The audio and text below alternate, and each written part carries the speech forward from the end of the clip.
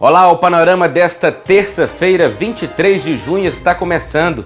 E na edição de hoje você vai ver, no Giro de Notícias, acordo entre instituições pretende aperfeiçoar a análise de pedidos de pagamento do auxílio emergencial. Santa Rita de Minas confirma o primeiro caso de Covid-19 na cidade. Casu Hospital Irmã Denise atinge a capacidade máxima de atendimento na UTI Covid-19. Veja também, MEC divulga novas datas para SISU, FIES e ProUni. Prefeitura de Caratinga realiza desinfecção em alguns pontos da cidade. No quadro Pense Direito, você vai saber sobre as implicações jurídicas em casos de desentendimentos entre vizinhos. E ainda, quarentena tem levado mais pessoas a arriscarem seus dotes culinários. Não saia daí, o panorama está no ar.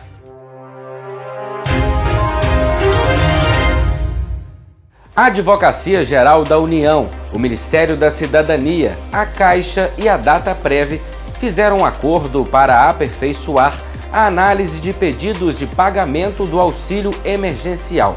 Confira a explicação do advogado da União, Braulio Lisboa Lopes. Ele traz maior transparência ao cidadão, ele permite a redução dos prazos em que o cidadão possa obter o seu auxílio emergencial, contribui para o fomento a essa política pública governamental de auxílio às pessoas que necessitam desse instrumento de subsistência em função da pandemia da Covid-19, e toda a gestão desse processo está sendo realizada conjuntamente com a Caixa Econômica Federal, com a Dataprev e com o Poder Judiciário da União.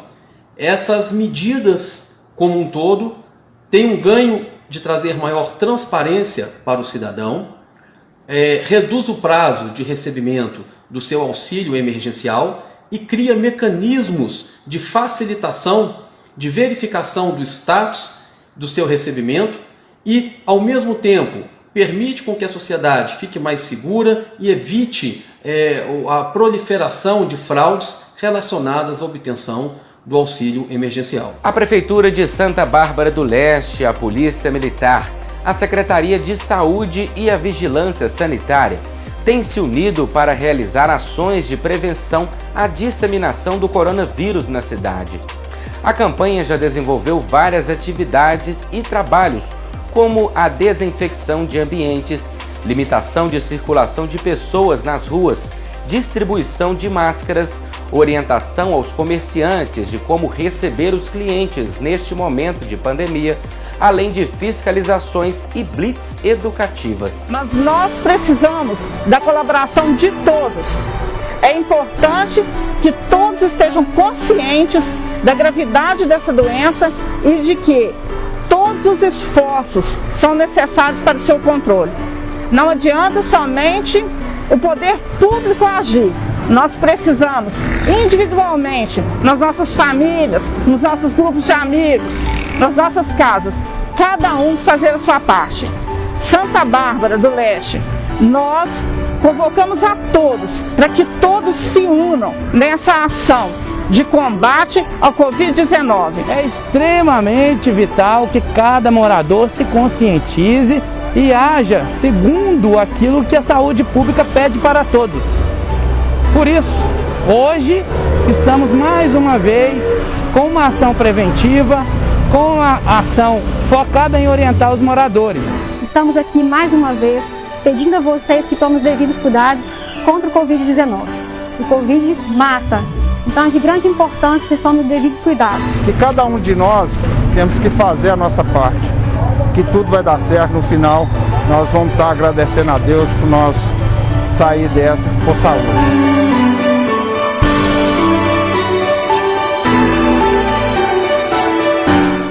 Ontem foi confirmado o primeiro caso de Covid-19 em Santa Rita de Minas.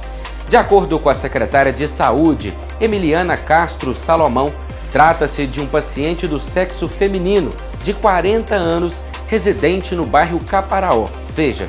Continuo contando com a colaboração de todos os munícipes para que continue usando máscara, evite contato físico, como aperto de mão, abraço visitas nas residências dos parentes e vizinhos, pois juntos, cada um fazendo a sua parte, vamos conseguir evitar a disseminação desse vírus no nosso município. Assim que foram finalizados os trabalhos de recapeamento asfáltico na rua Ana Maria Marques de Souza, no bairro Nossa Senhora Aparecida, as equipes da Prefeitura de Caratinga começaram as obras no entorno da Praça Mário Gregório Gonçalves, no bairro Santo Antônio.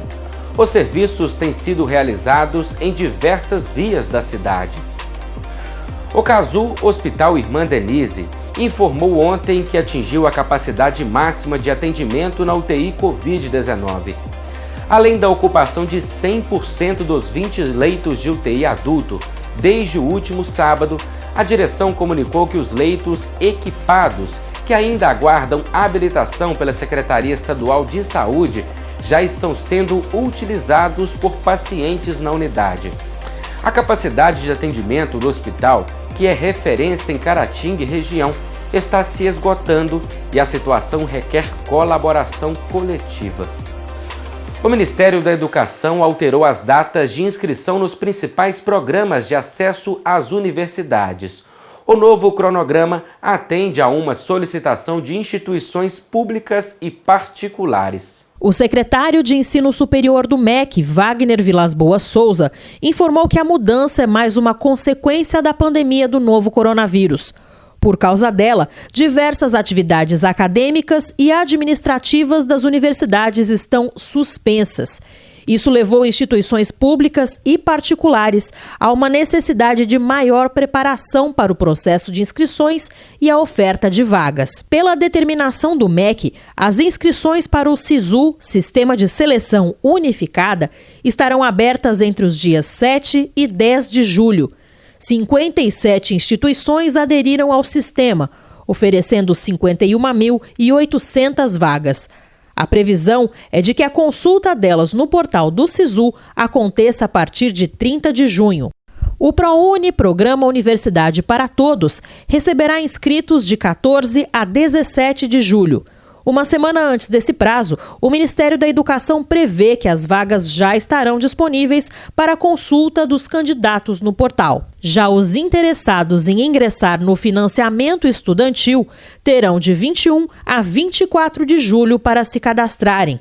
A consulta de vagas deverá estar disponível no portal do FIES a partir de 14 de julho. As ações de combate à Covid-19 ganharam força neste final de semana em Caratinga. Após o mapeamento de locais onde existem maior concentração de pessoas, foi realizado a desinfecção. Confira. Nos últimos dias, Caratinga tem registrado um avanço notável no número de casos confirmados da Covid-19. Com o objetivo de evitar a propagação do vírus, a Prefeitura de Caratinga, por meio das Secretarias de Meio Ambiente, Serviços Urbanos e Saúde, realizaram a desinfecção em alguns pontos da cidade. Profissionais estavam equipados com EPIs e um equipamento específico para realizar a desinfecção. Os pontos onde aconteceram os trabalhos foram mapeados e possuem uma grande movimentação de pessoas, por exemplo, praças públicas, portas de agências bancárias e unidades de saúde. Esta desinfecção aconteceu durante o último final de semana, quando não havia tanta movimentação de pessoas nas ruas. De agora para frente, este trabalho de prevenção irá prosseguir, mas a Prefeitura também pede a colaboração de cada morador nos cuidados diários para se evitar a disseminação do coronavírus. Algumas pesquisas revelam que as reclamações e desentendimentos entre vizinhos aumentaram durante a pandemia. Mas quais podem ser as implicações jurídicas nessas situações? É o que você vai ver agora, confira. O isolamento imposto em razão da pandemia do coronavírus é algo que tem gerado alguns problemas, né? Muitos problemas, é claro, dentre eles alguns que vão repercutir na esfera jurídica, no âmbito jurídico da pessoa ou das pessoas. É muito comum as pessoas relatarem, nesse período de isolamento, que os vizinhos estão ligando música alta, ligando aparelhos de som com música altíssima, ou se reunindo para fazer festas, fazer churrasco com parentes, com vizinhos, com amigos. E isso é algo muito grave.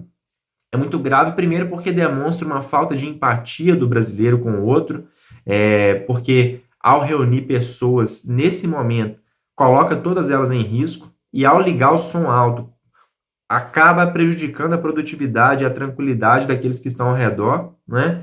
E tem impactos jurídicos, sim. É muito comum, primeiramente é importante a gente derrubar esse mito, que é muito comum o brasileiro pensar que até às 10 horas pode fazer o que quiser, pode ligar o som na altura que for. Passou das 10, aí não pode mais. Negativo, a lei não traz esse parâmetro de 10 horas, não existe isso na legislação, tá? Pelo menos na esfera criminal, não existe isso. A contravenção penal de perturbação de sossego, ela pode se configurar independentemente do horário, tá? Esse parâmetro de 10 horas foi colocado no imaginário coletivo brasileiro porque alguns municípios acabam adotando para aplicar multa, tá? Para aplicar multa no âmbito administrativo, em razão da poluição sonora. Mas isso não quer dizer nada na esfera criminal, isso não repercute necessariamente na esfera criminal. De modo que a perturbação do sossego pode se configurar antes mesmo das 10 horas da noite. Se aquela pessoa liga um som alto no período da tarde, você está ali na sua casa, enclausurado, porque não pode sair, está fazendo home office, e comunica a pessoa, fulano, desliga esse som, abaixa esse som, por favor, porque está me incomodando, e a pessoa permanece, claro, superada essa fase de tentativa de acordo, né, essa fase consensual, chame a polícia. É o único caminho. Chame a polícia porque é ela que tem autoridade para poder apurar esse tipo de situação e enfrentar esse tipo de infração penal ali no local. Porque não é aconselhável que você vá lá pessoalmente, até para evitar o risco de contágio do coronavírus, mas de outro modo, ficar nessa situação pode tornar a sua vida improdutiva, e é um direito seu ter a sua tranquilidade garantida, né? Então, superar essa fase consensual, se você mora em um prédio, tentou acionar o síndico e não obteve resposta útil ou favorável e se sente ali violado no seu direito à tranquilidade, à paz, acione a polícia militar. É o caminho. Porque essa pessoa que pratica essas infrações, essas condutas, ela, dependendo, pode aí caracterizar alguns crimes, algumas infrações penais. A perturbação do sossego é um exemplo que está lá no artigo 42 da Lei de Contravenções Penais, que tem a pena de prisão simples de 15 dias a 3 meses ou multa, e tem a perturbação da tranquilidade, que tem a pena de prisão simples de 15 dias a 2 meses ou multa, tá? São infrações penais próximas, mais ou menos, umas às outras, né? A conduta é um pouco próxima, há uma diferença, mas há também uma proximidade. Embora exista essa diferença técnica, uma é mais direcionada ao coletivo e outra mais ao individual, mas ambas são infrações penais puníveis, tá? Então, não se submeta a isso.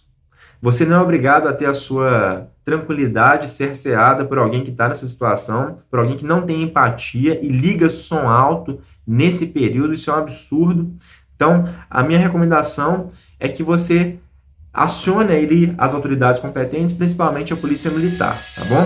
Se desse acionamento da polícia, ou antes mesmo desse acionamento, acontecer algum atrito entre você e essa pessoa que está causando esse desconforto, e outra coisa, se tiverem mais vizinhos que também estejam desconfortáveis com isso, tente listar para poder fazer um acionamento conjunto.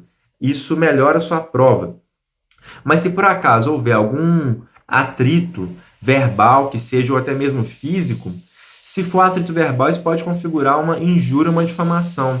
Então, essa pessoa que está ali cerceando o seu direito à tranquilidade, se te xinga em razão disso, se te xinga perante outras pessoas em razão disso, ela pode ali incorrer nos crimes de injúria e difamação também. Então, muita atenção nesse período. Vamos colaborar para respeitar a tranquilidade dos outros. Quer ouvir música? Ouve no fone de ouvido ou liga baixinho na caixa de som, que é o mínimo que a gente espera de uma sociedade civilizada, tá bom?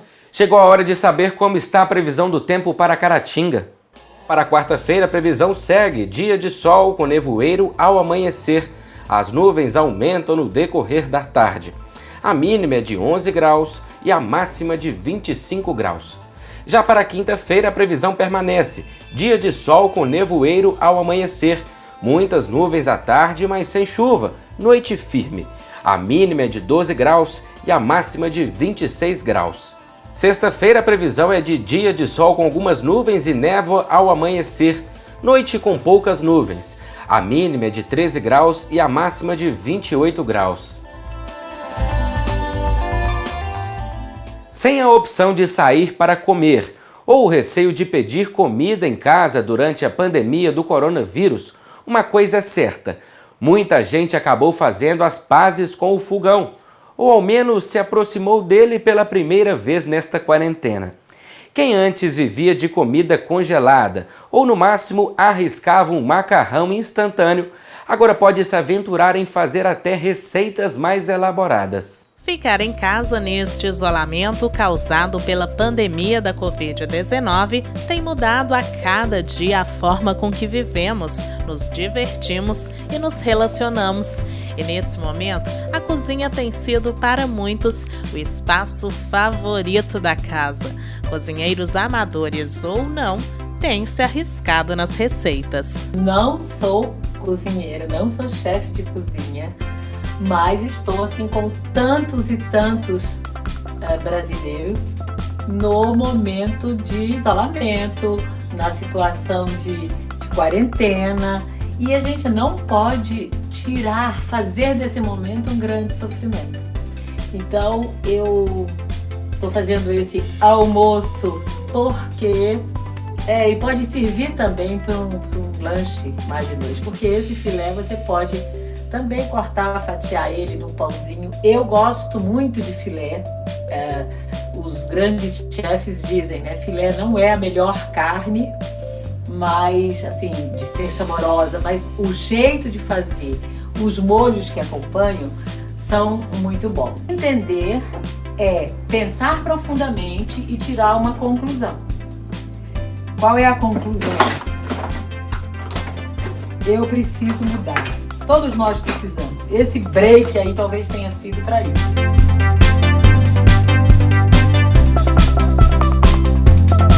Hoje eu vou fazer uma receita. E isso é uma coisa que é inusitada, porque eu não sei cozinhar.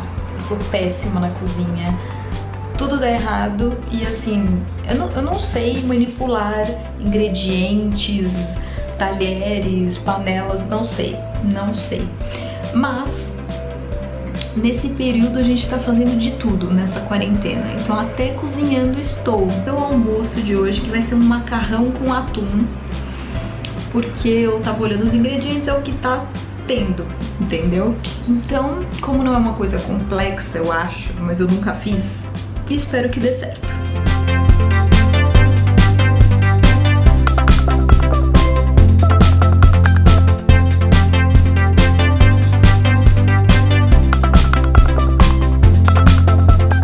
Super certo.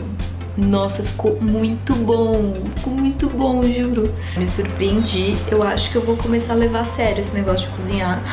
Gostei. É por lá que muita gente tem criado o próprio laboratório para se tornar um chefe, mesmo que amador, durante o isolamento em tempos de coronavírus. Basta abrir o Instagram, por exemplo, para encontrar fotos de pratos do café da manhã até o jantar. De duas uma, ou deixa a gente passar vontade, ou pelo menos dá aquele empurrãozinho para botar a mão na massa. Além do incentivo, o confinamento tem nos obrigado a usar a criatividade e até a superar alguns medos, como o da panela de pressão. Essa terapia na cozinha acaba funcionando por ser um jeito de cuidar de si mesmo. Quando eu tenho esse tipo de atividade, a minha atenção está toda lá, eu esqueço dos meus problemas, eu esqueço das coisas que podem acontecer ou não, que são preocupações que vão acabar ajudando a piorar a minha ansiedade e o meu estresse. Pois é, tem muita gente que ao invés de se empanturrar, tem feito um caminho diferente e usado as panelas contra a ansiedade. A cozinha tem sido um lugar de esvaziar a mente, se concentrar no fogo, senão a comida queima, ou na faca, pois você pode se cortar. E com isso, ficar no estado quase que meditativo. acaba sendo uma forma de se blindar do caos externo. No canal do YouTube Panelinha da Rita Lobo, em uma conversa do Papo na Cozinha com o historiador e pensador Leandro Carnal, ele contou que durante a quarentena incluiu as tarefas domésticas no dia a dia e tem aproveitado o tempo para cozinhar. Para ele, esse pode ser um momento de crescimento pessoal. Rita e ele falaram sobre como a cozinha e a comida sempre foram parte fundamental da vida, não só no aspecto nutricional, mas também social. De repente a gente se vê num momento histórico que metade da população não sabe cozinhar, vive ou de ultraprocessados ou de comida ultraprocessada, sendo essa comida feita e temperada na fábrica, cheia de aditivos químicos, que exclui o cozinhar, né? E a gente se vê num lugar que tem essa pandemia global que coloca todas as pessoas dentro de casa e elas se dão conta de que, de fato, elas não sabem mais cozinhar, como é que faz agora, né? Comer é um gesto muito simbólico e muito cultural. Todas as religiões têm práticas sobre a comida.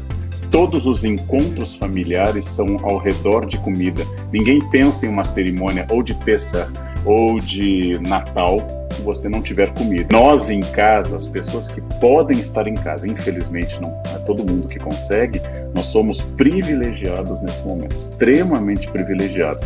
Nós temos acesso à alimentação e temos acesso ao conforto de uma casa. Então, estar em casa, poder ler, poder cozinhar em casa é quase uma experiência de crescimento pessoal. Estamos encerrando mais uma edição do Panorama. Nas nossas redes sociais você tem a oportunidade de seguir conectado com as notícias. Não deixe de acessar, curtir e compartilhar os nossos conteúdos. Vamos ficando por aqui. Muito obrigado pela audiência e companhia e até amanhã.